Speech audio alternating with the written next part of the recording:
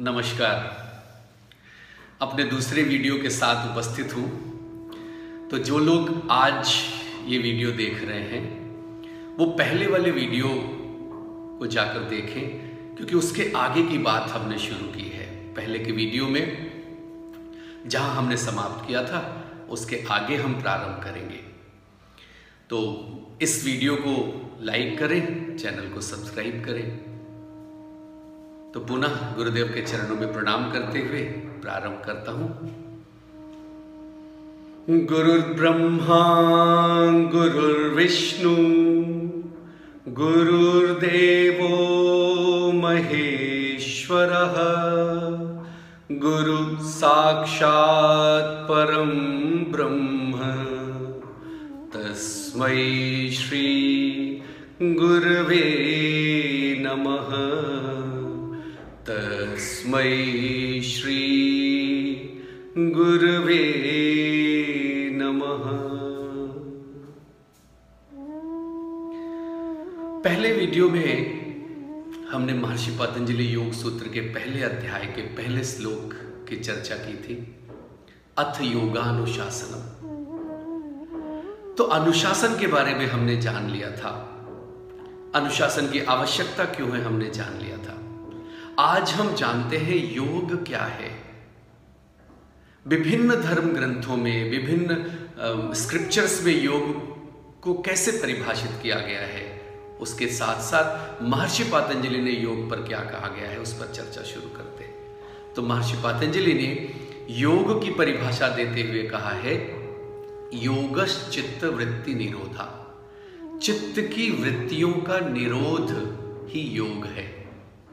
अपने इस चित्त को बचा कर रखना, प्रोटेक्ट करना अपने मन की उन वृत्तियों से।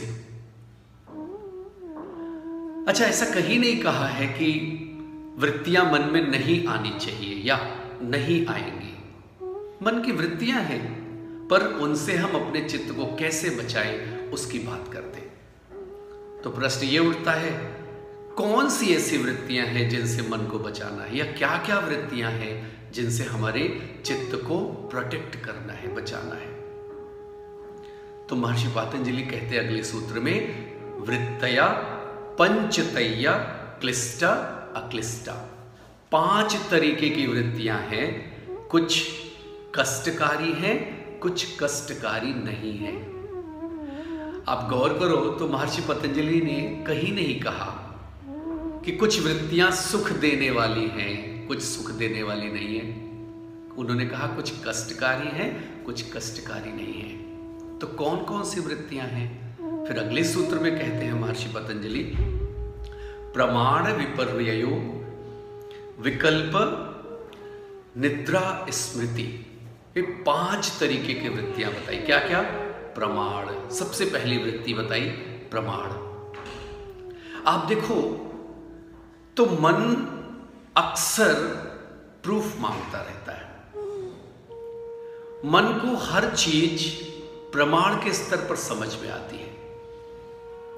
तो महर्षि पतंजलि ने प्रमाण को भी बताया अगले सूत्र में, प्रत्यक्ष अनुमान आगम प्रमाण। 3 तरीके का प्रमाण है। क्या क्या? सबसे पहला प्रत्यक्ष, माने ऑब्वियस प्रूफ। आप कहते हो कि मैं दिल्ली में हूं, तो कैसे पता आप दिल्ली में हो? तो आप कहते हो जी मैं कुतुब मीनार के सामने खड़ा हूं, तो मन रिलेट करता, अच्छा कुतुब मीनार दिल्ली में है तो ये सही करते हैं। तो कुछ प्रूफ है जो ऑब्वियस है, प्रत्यक्ष है। नहीं, आप कोई कहता है, आप किसी से कहते हो कि मैंने ग्रेजुएशन किया है, तो कहते हैं अच्छा प्रूफ दिखाओ। कहते हो जी मेरा सर्टिफिकेट है, ये मेरी मार्कशीट है। नहीं, तो प्रत्यक्ष प्रमाण। कुछ प्रमाण अनुमान पर आधारित है। जैसे आप देखते हो कहीं पर धुआं निकल रहा है, तो आप क्या कहते हो, अच्छा उस जगह आग लगी होगी अगर वहां धुआं निकल रहा है। आप डॉक्टर के पास जाते हो, कहते हो मेरा पेट ठीक नहीं है, मेरा सिर दर्द हो रहा है, मुझे समस्याएं शरीर में हो रही है। तो डॉक्टर कहता अच्छा तुमने कल ये चीजें खाई होंगी जिनसे हो सकता है पेट गड़बड़ हो। तो अनुमान के आधार पर प्रमाण मन मांगता है। फिर तीसरे तरीके का प्रमाण जो महर्षि पतंजलि ने बताया, जो हमारे शास्त्रों में आ चुका है, जो स्क्रिप्चराइज हो गया है, जो ब्लैक एंड व्हाइट में आ गया है, मन उसको प्रूफ मान लेता है। आप किसी को कहते हो ऐसा करने से ये लाभ है, ये औषधि लेने से इन रोगों में उपचार अच्छा होता है, इस श्लोक को बोलने से ये पूजा की पद्धति ऐसे प्रारंभ होती है, तो साधक के मन में सवाल आता है कैसे? तो आप कहते हो अच्छा देखो सुत संहिता में लिखा है, अच्छा देखो इंडियन फार्माकोपिया में लिखा है। तो ये जो ब्लैक एंड व्हाइट में आ गया, मन उसको प्रमाण मानता है और शास्त्रों में कई बातों को प्रमाण मान लेता है, क्योंकि वो ऑलरेडी लिखी हुई है। आज भी जो विकसित देश हैं या विकासशील देश है, खास करके अगर मैं विकासशील देशों की बात करूं, तो वहां जो कुछ भी अखबार में आ गया, मीडिया में आ गया, टेलीविजन में आ गया, लोग उसको सत्य मानते हैं। क्यों? क्योंकि वो गजेटेड है।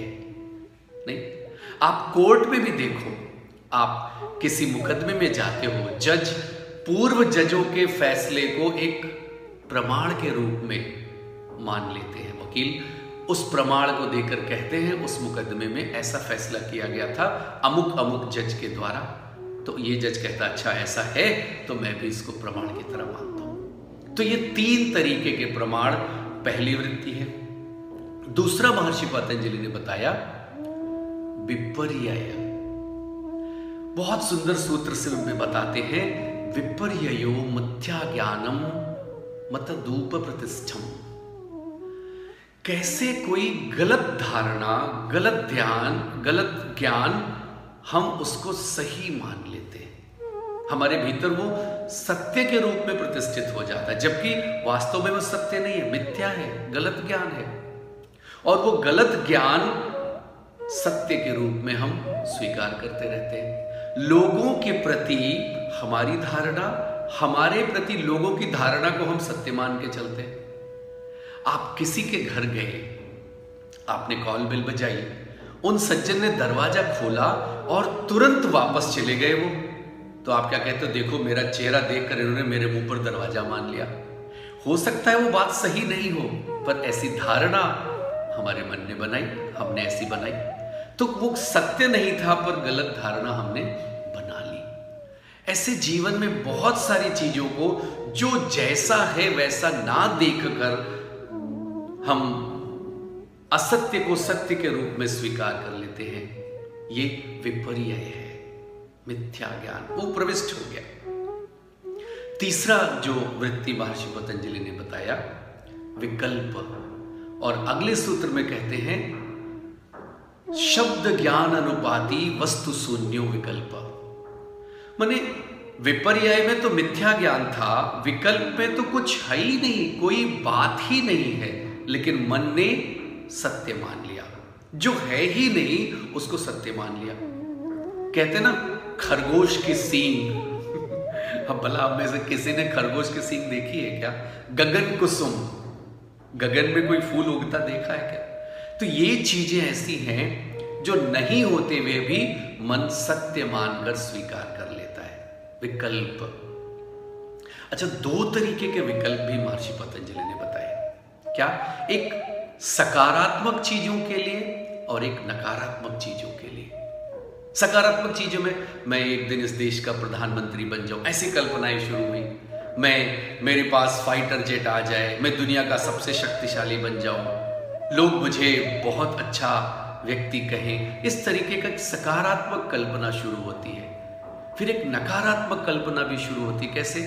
अरे मैं जा रहा हूं, कहीं मेरा एक्सीडेंट ना हो जाए, कहीं मेरी गाड़ी ना पंचर हो जाए, जिनसे मैं मिलने जा रहा हूं वो मिलेंगे भी क्या? तो ऐसे नकारात्मक विकल्प भी एक बाधा बनते हैं इस मन को बचाने में, इस मन को वर्तमान में आने से रोकते हैं, और ये एक वृत्ति रहती है। फिर चौथी वृत्ति बोला महर्षि पतंजलि ने निद्रा। और अगले सूत्र में क्या क्या कहते हैं? अभाव प्रत्यालंबना प्रत्यत निद्रा। अगर आपका मन प्रूफ नहीं मांग रहा है, अगर आपका मन मिथ्या ज्ञान में नहीं है, अगर आपका मन कल्पना में नहीं है, तो पक्का वो सो रहा है, निद्रा में है। बात समझ में? आप निद्रा में देखो, हम कोई प्रूफ नहीं मांगते, कोई हेलोसिनेशन नहीं करते, कोई मिथ्या ज्ञान नहीं होता, क्योंकि हम सो रहे हैं तो हमें आसपास क्या हो रहा, सजगता ही नहीं है। तो चौथी वृत्ति। फिर पांचवी वृत्ति महर्षि पतंजलि ने बोला, स्मृति। महर्षि पतंजलि ने ये जो पांचवी वृत्ति है ना, वास्तव में सभी समस्याओं की जड़ है ये स्मृति। अगले सूत्र में बताते हैं, अनुभूत विषयानाम असंप्रमोसा स्मृति। देखी हुई, सुनी हुई, सूंघी हुई, स्पर्श की हुई, माने 5 इंद्रियों से मिले हुए ज्ञान की जो छाप है वो हमारे मानस पटल पर अंकित होती है। और यही स्मृति हमारे मन को दृष्टा के स्वरूप में नहीं आने देती, जो हमने पहले सूत्र में जाना था, तदा दृष्ट स्वरूप अवस्थाना। ये वृत्तियां ही हैं जो हमारे मन को चला के रखती हैं, स्थिर ही नहीं होने देती, चित्त पर ऐसा छाप डाल के रखती हैं कि वो स्थिर होने नहीं पाता है। नहीं तो कैसे इन वृत्तियों में ना फंसे, कैसे इस चित्त को स्थिर रखें, क्या उपाय है इन वृत्तियों से अपने मन को बचाने का, दृष्टा के स्वरूप में आने का? इन विषयों पर हम अगले सूत्र में महर्षि पतंजलि के साथ चर्चा करेंगे। धन्यवाद।